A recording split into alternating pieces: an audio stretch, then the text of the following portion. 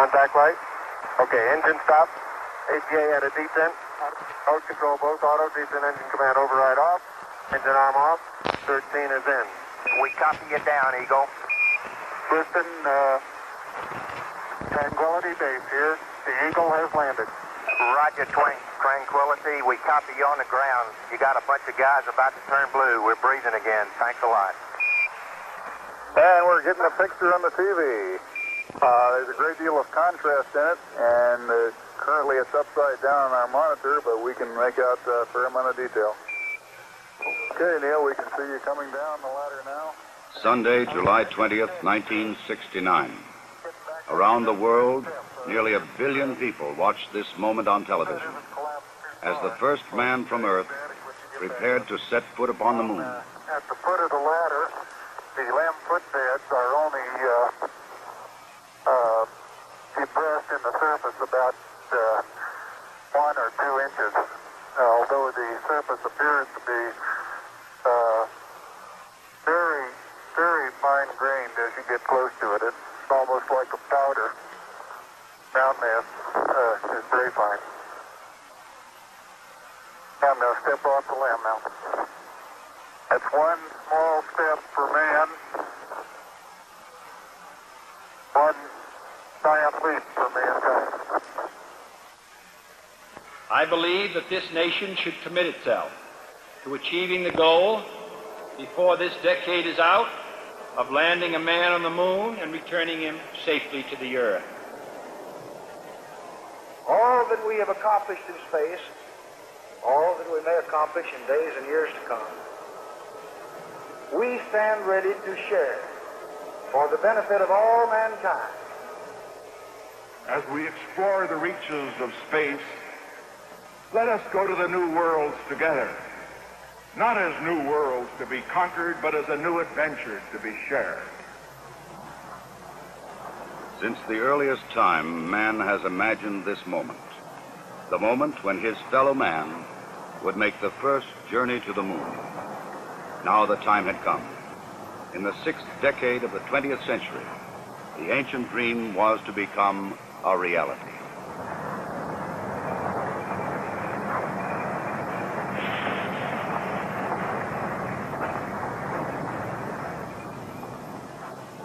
The flight of Apollo 11 was the culmination of many years of planning, working, building, and testing.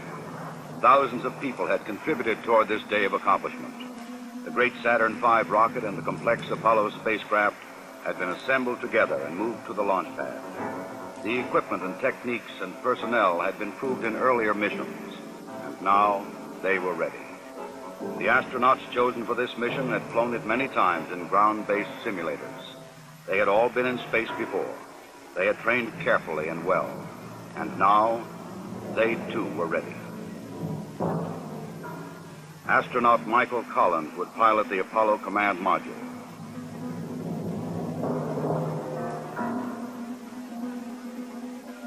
Astronaut Edwin Aldrin, Jr. would pilot the Lunar module.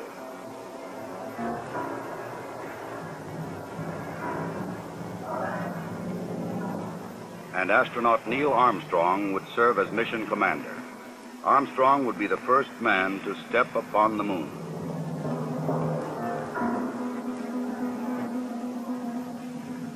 July 16th, the day had come. The moon awaited. The men rose early, ate breakfast, and dressed in their spacesuits.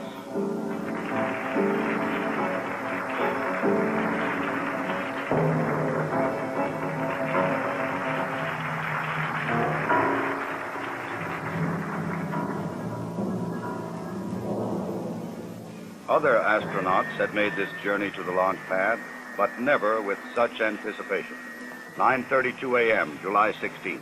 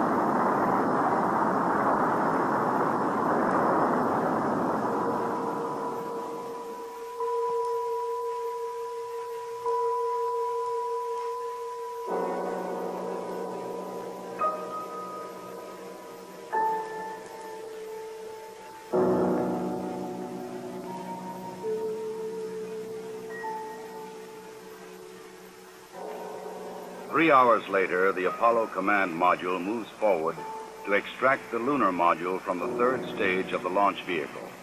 Both are moving at more than 17,000 miles an hour. Docked together, they will sail 250,000 miles across the sea of space and into orbit around the Earth's nearest neighbor. Oh, loud and clear now, Mike, and we understand that you are docked. During the 3-day journey to the moon, the astronauts kept busy. Checklists, navigation and observation, housekeeping.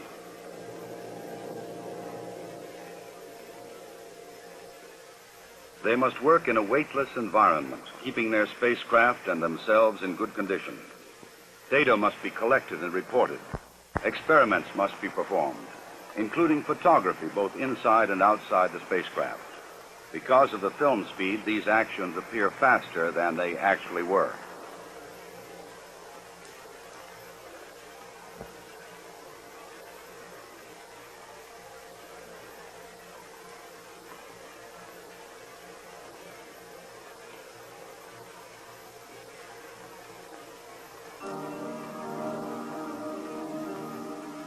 July 19. Apollo 11 slows down and goes into orbit around the moon. The bright blue planet of Earth now lies 238,000 miles beyond the lunar horizon. Astronauts Armstrong and Aldrin, now in the lunar module, separate from the command module.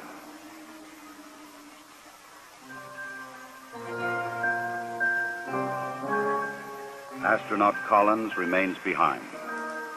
Preparation for the lunar module descent to the moon now begins.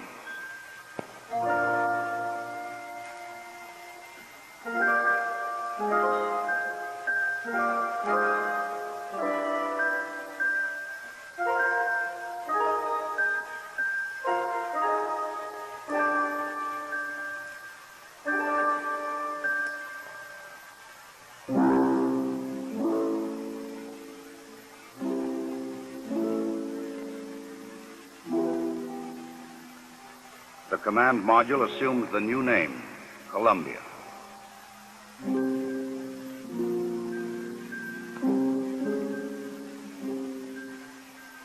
The lunar module will be called the Eagle.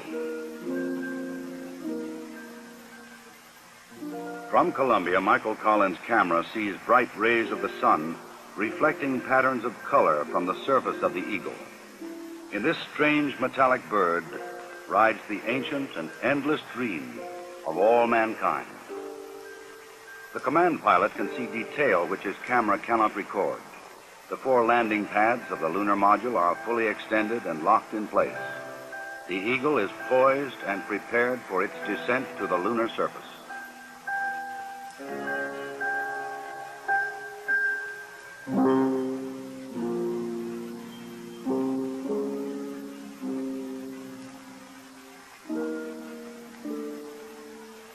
The moon landing craft rocket engine fires to slow it down and to place it on the pathway to the landing site in the Sea of Tranquility. There is tension and caution as the Eagle flies lower. Warning lights blink on as the computer tries to keep up with the demand for control data, but the status remains go. Eagle, we got you now. It's looking good, over. Roger, copy. Eagle, Houston, after yaw around, angled S-band pitch, -9er, yaw, +18. Roger, you're a go to continue power descent. You're a go to continue power descent. Altitude now 21,000 feet, still looking very good. Velocity down now to 1,200 feet per second. You're looking great to us, Eagle. Give us a reading on the 1202 program alarm. Roger, we got you. We're going at alarm. Good radar data. We're now in the approach phase. Everything looking good. Altitude 4,200. Houston, you're a go for landing, over. Roger, understand. Go for landing. 3,000 feet. Stop alarm. Altitude 1,600. 1,400 feet, still looking very good. 700 feet, 21 down. 33 degrees. 100 feet, down at 19. 1201. 1201. Roger, 1201 alarm. We're go. Same tide. We're go. Altitude, velocity, light. 3.5 down. 220 feet. 13 forward. 11 forward, coming down nicely. 200 feet. 4.5 down. 5.5 down. 60 seconds. Lights on. 6. Down 2.5. Forward. Forward. Good. 40 feet, down 2.5. Picking up some dust. 4 forward. 4 forward. Drifting to the right a little. Good. Ready? Contact light. Okay, engine stop. We copy you down, Eagle. Tranquility Base here. The Eagle has landed.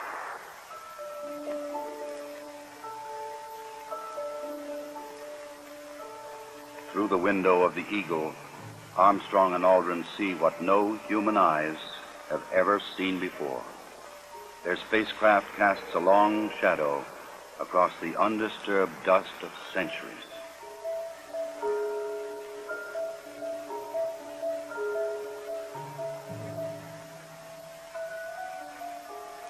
Seven hours after landing, after careful preparations for later ascent were completed, Armstrong opens the Eagle hatch and begins his climb down to the surface.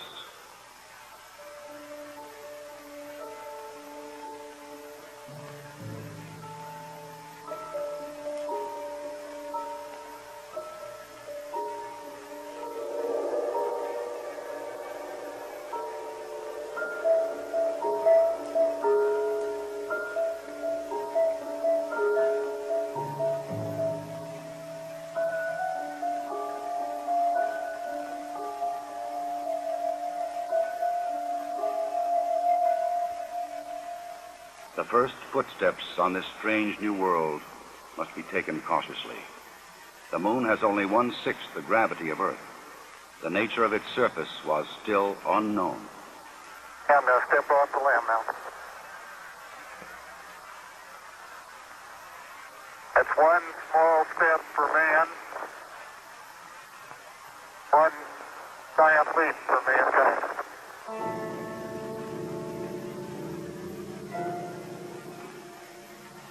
Once on the surface, Armstrong scoops up a small sample of lunar dust and rock, precaution against the possibility of an emergency takeoff.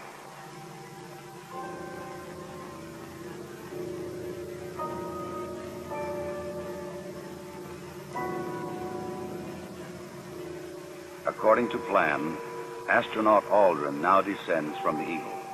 He and his equipment would weigh 383 pounds on Earth. Here, they weigh about 66 pounds.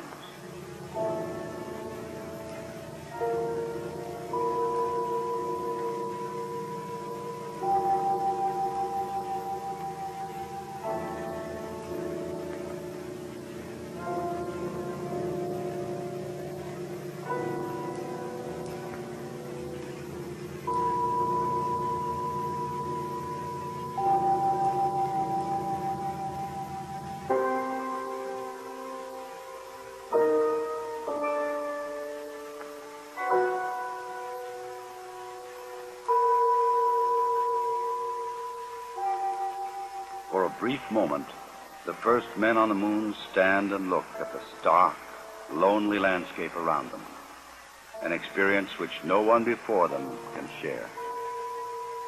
But there is much to be done in the limited time which they can stay on this airless, cloudless satellite of Earth. This sheet of metal foil traps and holds particles from the sun, the so-called solar wind, or barrage of solar energy, which constantly strikes the moon's surface. Results of this experiment will be taken back to Earth to reveal new secrets to anxious scientists.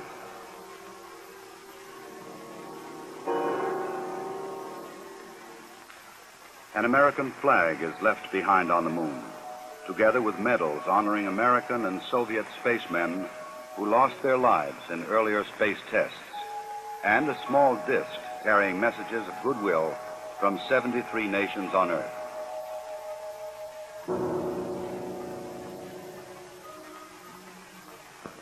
A plaque on the lunar module reads, Here, men from the planet Earth first set foot upon the moon, July 1969 AD.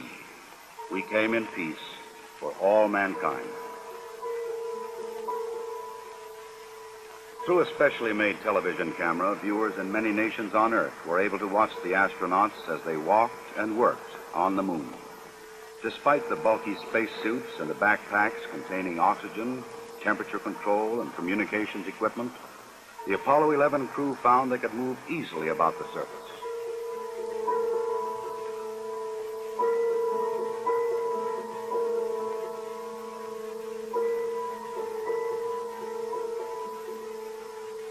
Because there is no wind or rain on the moon, these footprints will remain for centuries.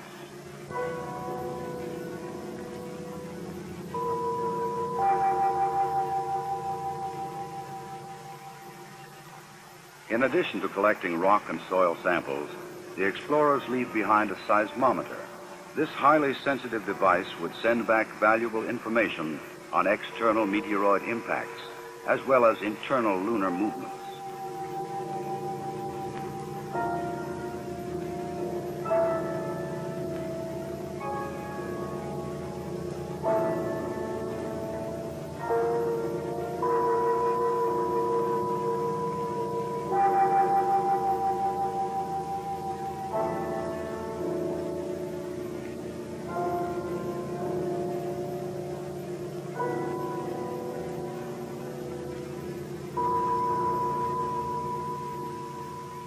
A 100-prism laser reflector would help man to measure the exact distance from Earth to Moon to an accuracy of 6 inches.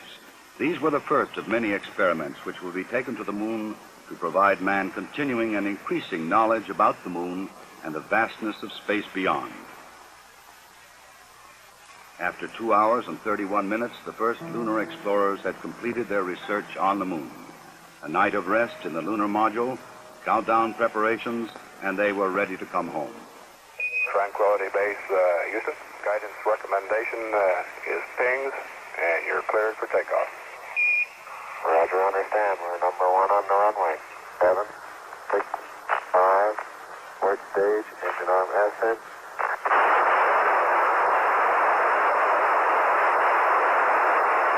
Beautiful. Very smooth. Very quiet ride. There's that one crater down there.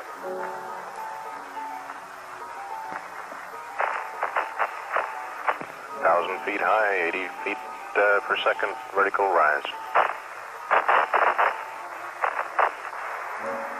Eagle Houston, you're looking good at 2. Ping, zags, and midspin all agree. I'm going right down US1. Eagle Houston, going right down the track. Everything's great. Horizontal velocity approaching 2,500 feet per second. Roger. Some 120 miles to go until insertion. July 21st. The Eagle and its 2-man crew lifted off the Moon perfectly and climbed slowly to rendezvous and dock with the mothership, Columbia.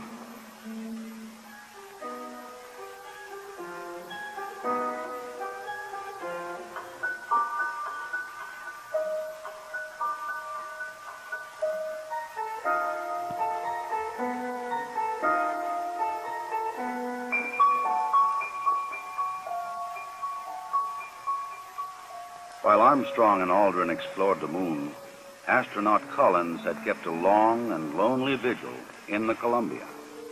The approaching Eagle was a welcome sight.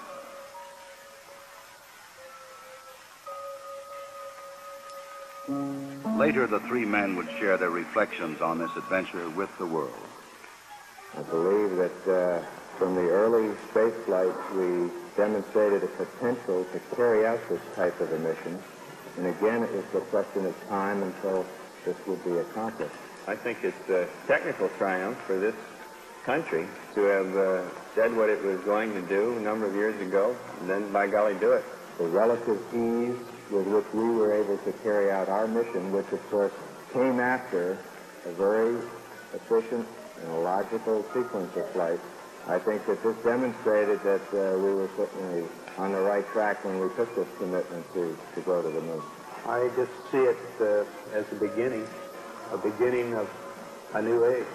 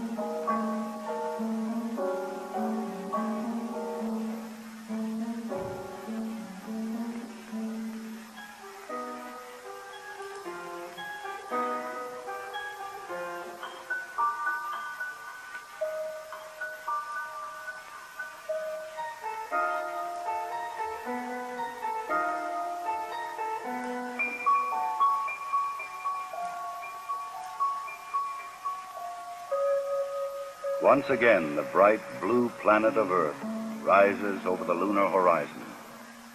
For those who had witnessed man's landing in the Sea of Tranquility, the moon would never again appear quite the same.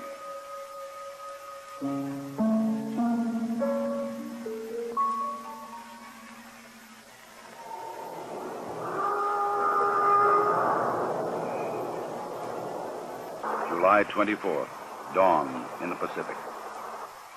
Apollo blazes across the heavens, coming back to Earth at 25,000 miles an hour.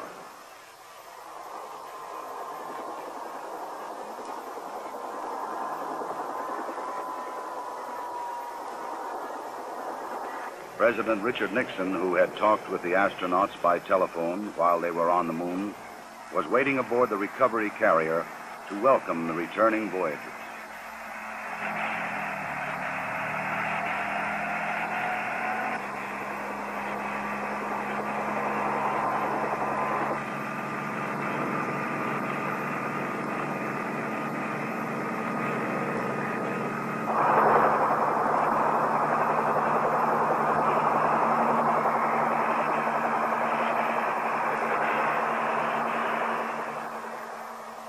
The president later expressed the nation's response to this historic mission. Some way, when those two Americans stepped on the moon, the people of this world were brought closer together. That it is that spirit, the spirit of Apollo, that America can now help to bring to our relations with other nations. The spirit of Apollo transcends geographical barriers and political differences. It can bring the people of the world together in peace. To protect against any possible lunar contamination, the astronauts put on airtight special garments before coming aboard the rescue ship.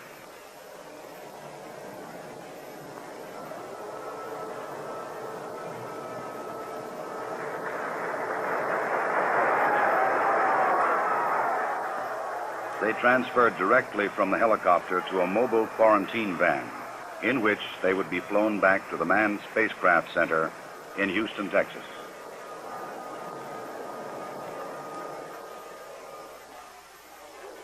July 27th. The journey was ended.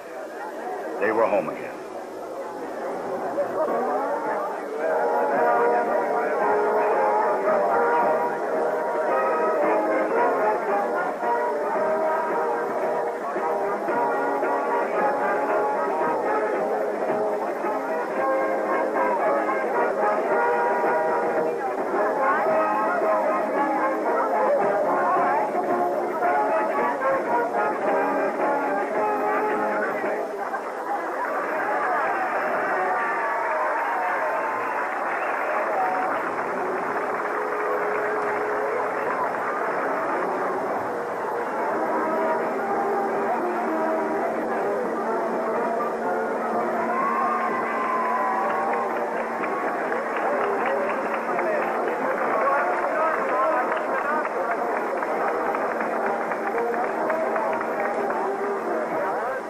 Ahead lay 3 weeks of isolation, medical tests, and mission debriefings. Then visits to major cities of America and abroad. The details of their unique mission would be relived and remembered so that others might learn what they had learned, and that future travelers in space might build upon their experience.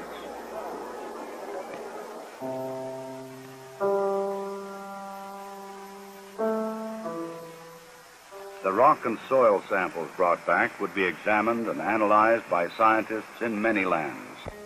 They would reveal new insights into the origin and the age and the composition of the moon, and perhaps new knowledge of the Earth as well.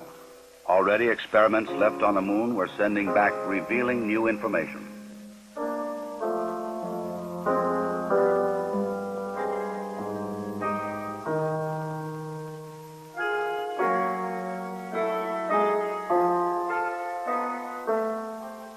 The mission was successfully completed. The Eagle had landed the first men on the moon, and Columbia had returned them safely to Earth. Wherever man journeys tomorrow across the ocean of our universe, history will remind him that Apollo 11 was mankind's first encounter with a new world.